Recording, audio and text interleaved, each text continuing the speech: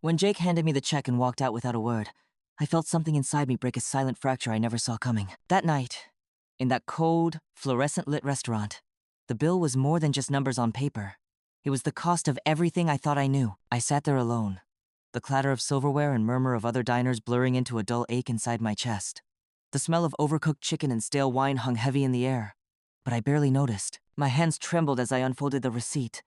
The ink smudged from my shaking fingers. How did it come to this? 2 years of late-night talks, shared dreams, and quiet mornings reduced to a moment so cruel it left me gasping. I remember the way his voice had sounded earlier that evening, flat, distant, like a man who'd already decided he was done. No warmth, no apology, just cold finality. He wasn't the Jake I fell in love with. Or maybe he never was. I wanted to scream, to beg, to make him see me the real me, but my throat was tight. Words caught like knives inside my ribs. So I sat there, frozen, swallowed by silence. The waitstaff eyed me with a mixture of sympathy and awkwardness. Someone cleared a table nearby, and the scrape of chairs against tile punctuated the unbearable stillness. I reached for my phone, fingers numb. I texted Mia. "Can you come? Please." Before that night, life felt normal. Comfortable, even. Jake and I had our little rituals, the way he always kissed my forehead before leaving for work. How I brewed his coffee just the way he liked it. The Saturday morning walks where we'd talk about everything and nothing. We weren't perfect, of course. No couple is. But I thought we were building something real. I worked as a graphic designer, mostly from home, where my cozy apartment was a refuge painted in soft grays and blues, with potted plants on the windowsill catching the afternoon sunday. Jake was always charming at social gatherings, full of stories about his work at some marketing firm. I never questioned him much. His confidence was infectious, and I loved how he made me laugh, even on my worst days. Our friends thought we were the couple, the kind you admired, but didn't envy because they seemed so balanced, so easy together. Mia was my closest friend, the one person who knew the parts of me I didn't share with Jake, the anxieties, the doubts, the dreams I wasn't sure would ever come true. She was the first to notice the cracks. "You sure he's who he says he is?" she asked me once, half joking, when Jake dodged a question about his job during one of our dinners. I laughed it off. "Jake? Come on, Mia. He's not some mystery novel." But the seed of doubt had been planted. That night, after Jake's departure, Mia arrived quickly, her face etched with concern. "I'm so sorry," she whispered, pulling me into a hug that smelled faintly of jasmine and lavender. Together, we sat in the dim corner booth, the glow from the neon sign outside casting blue light across our faces. Mia's phone buzzed quietly, and she hesitated before showing me a message. "It's about Jake," she said softly. I stared at her, heart pounding. Mia revealed something I never imagined, a secret that shattered my fragile reality. Jake's career? Fabricated. Every resume, every late-night phone call to clients or projects was smoke and mirrors. I dug a little, Mia admitted, eyes downcast. There's no record of him at that company. No one there knows him. It felt like a punch to the gut. How long had he been lying? How much of what he told me was a story, carefully crafted to hide the truth? My hands shook again. But this time, it wasn't just from shock. It was anger. A slow-burning fire that spread through my veins. Days passed in a haze of confusion and heartache. I replayed every conversation, every moment, searching for clues I'd missed. Why had he pretended? What was he running from? And why dump me so coldly, leaving me with the bill and nothing else?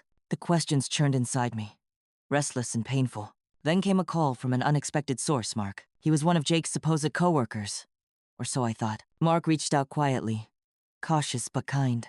"I know what happened," he said, "and I want to help." At first, I was suspicious. Another part of Jake's web of lies?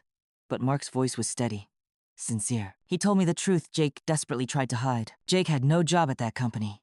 In fact, he'd been living a double life fabricating emails, creating fake profiles, pretending to climb a career ladder that didn't exist. Mark's own position at the firm was real, and he was furious about Jake's deception not just to the company, but to everyone Jake touched. "You don't deserve to be treated like this," Mark said, his voice low but firm. Then, a surprising invitation arrived from Linda, Jake's mother. She called me herself, voice warm but unaware of the storm brewing beneath the surface. "Dear Elena," she said gently, "we're having a family birthday dinner this weekend. Jake mentioned you might come. It would mean a lot to us." I was stunned. Jake had never said a word to his family about ending things. Or maybe he had, but twisted the story. I hesitated, torn between anger and curiosity. But something inside me whispered that I needed to go. Maybe it was closure. or the chance to confront the lies head on. Whatever it was, I accepted. The night of the dinner, I dressed carefully, choosing a muted navy dress that felt both respectful and strong. The house was cozy, filled with the scent of roast chicken and baked apples. Laughter echoed from the kitchen, a family that looked happy, unaware of the storm about to break. Linda greeted me with a warm hug, her eyes soft with motherly kindness. "You're always welcome here, Elena." I smiled, but my heart was pounding. As the evening unfolded, I waited for the right moment. With Mark by my side, his quiet support steadying me, I knew what I had to do. Jake's world was about to unravel. The clink of glasses and the murmur of polite conversation filled the room. But beneath it all, I felt a tension tightening like a noose. Jake was there, sitting at the head of the table, his posture rigid, eyes flicking toward me more than once. But he said nothing, not yet. Linda smiled warmly, passing the mashed potatoes around with practiced grace. "Elena, you must try this. My sister's recipe perfect for celebrations." I nodded, taking a small bite. The flavors were comforting, but my stomach churned with nerves. Mark stood beside me quietly, his presence calm and steady. He'd agreed to come tonight so I wouldn't face this alone. It was strange, knowing he'd been the one who uncovered Jake's lies. And now he was here, in Jake's family home, ready to help me confront everything. I glanced at Jake. His eyes darkened, a flicker of something dangerous lurking beneath the surface. I steeled myself. When the birthday cake arrived, candles flickering in the dim light, I seized the moment. "Linda," I began softly, voice steady despite the tremor I felt inside. "There's something I need to tell you. About Jake. About us." Her eyes widened, confusion knitting her brow. "What is it, dear?" I took a breath and motioned to Mark. "This is Mark," I said. "He works with Jake." Jake's jaw tightened. Mark stepped forward, pulling out his phone. "Linda, I want to be honest with you. Jake has been lying about his career. He doesn't work here. None of it is true." Gasps echoed around the table. Linda's hands trembled, clutching her napkin. "What? That can't be!" Mark showed her emails, messages, proof Jake had fabricated his entire professional life. The evidence was irrefutable. Jake's face drained of color. He started, voice shaky. "It's not what you think." But his family's eyes hardened. My heart pounded as I watched the facade crumble. Then I told them about the restaurant the night he left me alone with the bill. The cold silence. The lies he fed me for 2 years. Tears welled in Linda's eyes. But they weren't tears of anger. They were heartbreak. "Why, Jake? Why would you do this?" Jake snapped, his carefully controlled anger exploding. "You don't know anything. None of you do. She thinks she's so perfect, so innocent, but she never understood me." His voice rose, the room falling silent, except for the tremor in his words. Mark moved closer, his tone firm but calm. "Jake, this isn't about Elena. It's about your lies. You've hurt everyone."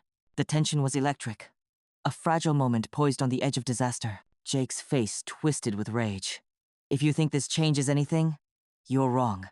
I'm not finished." He slammed his fist on the table, shattering the fragile calm. Linda gasped, shielding the younger cousins at the table. I felt fear curl in my chest, not just for me, but for everyone around. Mark stepped between us, eyes locked on Jake. "That's enough. You need to calm down." Jake's breathing was ragged, the threat in his stance unmistakable. Linda's voice shook. "Jake, please. This isn't the way."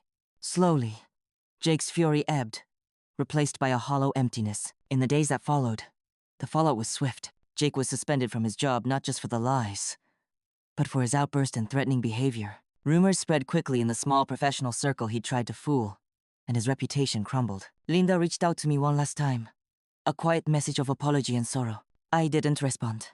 For me, the road to healing was long but necessary. With Mark's friendship, I found strength. We talked for hours about trust, betrayal, and the messy process of moving on. It wasn't easy. Sometimes, I still felt the sting of that night, the echo of broken promises, but I was no longer a victim. Jake's betrayal became the catalyst for my own liberation. I learned to trust myself again, to open my heart without fear, to believe that love could be honest and true. It's strange how life can feel so ordinary one moment, then unravel entirely the next. The night Jake left me alone with that bill wasn't just a financial slap, it was a reckoning, a quiet unraveling of everything I thought was real. In the days before that terrible evening, I remember waking to the smell of brewed coffee and the sound of Jake's footsteps in the kitchen. Our small apartment was filled with the soft morning light filtering through the curtains, and his voice would always call out something silly, a half joke to start the day. I smiled, thinking we had years ahead of us. Little moments like these stacking up into something permanent. But beneath those moments, something was quietly shifting, something I couldn't quite see. Jake had always been private about his work, which I accepted at first. When he talked, it was mostly about the next campaign, the clients he was meeting, or the late nights he was pulling. His tone was always casual, confident enough to make me believe. Sometimes, though, his stories didn't quite add up. There were times he'd disappear for hours without explanation, or avoid answering direct questions about projects or coworkers. I remember one evening, as we sat on the worn-out couch, he brushed off my curiosity with a vague work stuff, you know. But it wasn't just the missing details, it was a feeling. A quiet unease that settled in my chest whenever I looked at him. It was subtle, like the faint scent of smoke that lingers long after a fire has been put out. I pushed the doubts away, telling myself I was being paranoid. After all, I loved him. And love, I told myself, was supposed to be enough. It was Mia who first raised the possibility that something wasn't right. We were sitting in her kitchen, the clatter of rain against the window blending with the soft jazz playing from the radio. "You ever wonder if Jake's stories are true?" she asked casually, stirring her tea. I laughed nervously. "What do you mean? He's a marketing executive. It's not like he's hiding a secret life." But Mia's eyes were serious. "I don't know. Sometimes, I just get this feeling. Maybe you should look into it." Her words planted a seed I couldn't ignore. I started small, casually asking about Jake's workplace, the people he worked with. But his answers grew more guarded, more dismissive. One afternoon, I tried calling his company's main line, pretending to be a vendor. The receptionist told me there was no Jake Henderson working there. My stomach dropped. I showed the call log to Mia, her face pale. "That's it. You need to find out the truth." The moment of truth came unexpectedly. Mark, a man I had never met before, but who claimed to be one of Jake's real coworkers, contacted me. He was cautious, but determined, revealing the extent of Jake's deception, fake emails, fabricated projects, lies spun so well they fooled everyone. I remember sitting in my apartment, phone trembling in my hand as he spoke. "I'm sorry you had to find out this way," he said quietly, "but you deserve the truth." And then came the invitation from Linda, Jake's mother. Her voice was warm, gentle, but it carried a weight I hadn't expected. "We miss you, Elena," she said. "Please come to Jake's birthday dinner. It would mean so much." I hesitated. Going felt like stepping into a minefield, but it also felt like a chance to reclaim my story. The night of the dinner, as I walked up the steps to their house, the familiar scent of baked apples and cinnamon greeted me. Inside, the warmth of family laughter mingled with the faint clinking of glasses. Linda embraced me, her touch comforting but heavy with unspoken sorrow. I found Jake at the table, his eyes dark with something I couldn't yet name. When I spoke up, the room grew still. Mark's voice filled the silence as he revealed the truth. Jake's lies unraveled in front of his family, his career, his promises, the cruel way he left me. Jake's face contorted with anger and shame. "I'm not the villain here," he spat. "You think you know everything?" But his family saw through the facade. Linda's tears were quiet, but full of heartbreak. Jake's meltdown was the final breaking point. His threats, his outburst, they were a desperate grasp at control slipping away. Mark intervened calmly, protecting us all from the storm. The consequences were swift. Jake lost his job, his reputation shattered. His family distanced themselves, and for the first time, he was truly alone. In the aftermath, I found something unexpected: peace. Mark and I became friends, sharing stories of betrayal and healing. I learned that strength doesn't come from hiding pain, but facing it head on. Jake's betrayal wasn't my end, it was my beginning. The morning after the dinner, I woke to an unfamiliar quiet. No text from Jake, no calls, nothing but the soft hum of the city outside my window and the faint aroma of coffee drifting in from the kitchen. I sat on the edge of my bed, the weight of last night settling slowly around me. The scene replayed in my mind: the shock on Linda's face, the silence that followed Mark's revelation, Jake's rage, and the way it dissolved into something colder, emptier. For years, I had held onto a version of Jake that never truly existed. Now, I had the truth, and with it, a kind of freedom. But freedom didn't feel like fireworks or sudden joy. It felt like a quiet exhale, a long overdue breath after being underwater for too long. In the days that followed, my phone buzzed with messages not from Jake, but from Linda and Mark. Linda's words were filled with sorrow and apology. The kind of message only a mother could write when her son's deception cuts too deep. "Thank you for coming," she wrote. "I never knew the full story until now. I'm so sorry for the pain." I didn't respond. Not yet. Mark's messages were different, steady, and supportive. "How are you holding up?" one asked. We began to talk more often. Not about Jake, but about life, about healing, about the strange ways people break and mend. He became a quiet anchor, reminding me that not all men were like Jake, that trust could be rebuilt. Slowly, carefully. It wasn't easy to move on. Some nights, the betrayal crept back like a shadow whispering doubts, making me question if I'd ever truly be okay. But I reminded myself that the real betrayal was not just Jake's lies, but the silence I had held before facing the truth. I let myself cry. I let myself be angry. But I also let myself hope. I started to rebuild my life with intention. I signed up for a weekend art class, something I'd always wanted to try but never found the time for. The smell of fresh paint and canvas brought a new kind of joy, the kind that comes from creating something real. I reconnected with old friends, spent evenings laughing and sharing stories, rediscovering the parts of me Jake never knew. And slowly, I began to see a future where I wasn't defined by a lie, but by the strength to walk away from it. Jake's story didn't end with me. He lost his job, his reputation in tatters. Rumors spread through the small circles he tried to fool. He became a cautionary tale, a reminder of the cost of deception. I never wished him harm. In fact, I hoped he'd find whatever peace he was searching for. But my path was clear now. I was done living in the shadow of his betrayal. Mark and I became friends, sometimes meeting for coffee, sometimes just texting. He never rushed me, never pushed for more than I was ready to give. His kindness was a balm, a reminder that not all connections are built on lies. With him, I learned that trust could be gentle, patient, and real. Sometimes, I catch myself smiling at the thought of that night, the night I stood in Jake's family home and spoke my truth. It wasn't revenge. It was justice. Not cruel or vindictive, but necessary. Because sometimes, the hardest thing is not to forgive others, but to forgive yourself for believing in something false. And now, as I sit here, writing this, I wonder, how many of us stay silent too long? How many hearts break quietly in places no one sees? Would you have had the courage to face the truth as I did? To stand up in a room full of people and say, this is what really happened? Because in the end, that's what healing looks like. Not forgetting, not pretending, but owning your story. The weeks that followed the dinner felt surreal, as if I were waking up from a long, restless dream. At first, everything was a blur. The calls from HR, the whispered conversations among mutual acquaintances, the stares that shifted from sympathy to judgment. Jake's meltdown had become the talk of the office, and soon enough, it spread beyond, touching everyone who once admired him or, worse, trusted him. But for me, it was different. I no longer felt like a broken woman trying to piece together the shards of a shattered life. Instead, I felt something new: clarity. One afternoon, Mark and I met at a small cafe tucked between a bookstore and a florist. The smell of roasted coffee beans and fresh lilies filled the air, a quiet refuge from the noise of the world. We sat across from each other, two strangers bonded by shared experience. People like Jake, Mark said quietly, stirring his espresso. They're good at building masks, but masks don't last forever. I nodded, sipping my tea. Sometimes, I said, we get so used to the mask, we forget what's underneath even when it's right in front of us. Mark smiled softly. Exactly.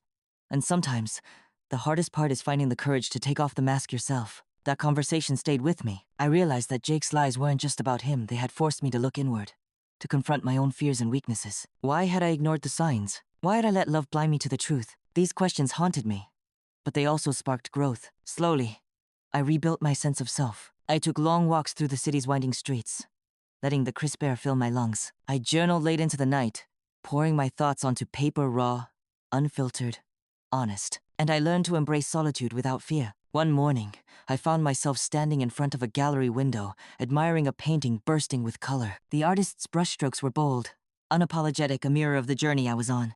I decided then to submit my own artwork to a local exhibition. Not to prove anything to Jake or anyone else, but to celebrate the woman I was becoming. The night of the exhibition, the gallery buzzed with soft conversations and the clinking of glasses. Friends and strangers alike admired the paintings, but what mattered most to me was the quiet pride swelling inside. Mark was there, standing beside me with a smile that felt like home. "I'm proud of you," he said simply. For the first time in a long time, I believed it. Life after betrayal isn't a straight line. There are days when the past sneaks back in a familiar scent, a fragment of a memory. But I face those moments with grace. I've learned that true strength is not in hiding pain, but in facing it, owning it, and letting it go. I think about Jake sometimes, not with anger, but with compassion for the man who lost his way, and for myself, the woman who found hers. So I ask you, dear listener, have you ever been betrayed by someone you loved? How did you find your way back? Would you have the courage to speak your truth, even when it feels like the whole world is against you? Tell me in the comments below. And if my story touched you, please subscribe and support this channel. Remember, you are never alone in your struggles. Together, we find strength. As I sit here now, reflecting on everything that happened, the lies, the heartbreak, the slow but steady healing, I realize that sometimes the hardest battles are the ones fought quietly inside us. Jake's betrayal wasn't just about him. It was about me learning to stand up for myself, to face the truth, no matter how painful, and to find strength where I thought there was none. I wonder, have you ever found yourself betrayed by someone you trusted deeply? How did you gather the courage to reclaim your life? Would you have been brave enough to speak your truth in front of those who believed the lie? I want to hear your stories, your voices, because sometimes sharing our pain is the first step to healing. If this story touched your heart, please consider subscribing and joining our community. Together, we walk through the storms and find the light beyond. Remember, your story matters, and you are never alone. Would you have done what I did? Tell me in the comments below.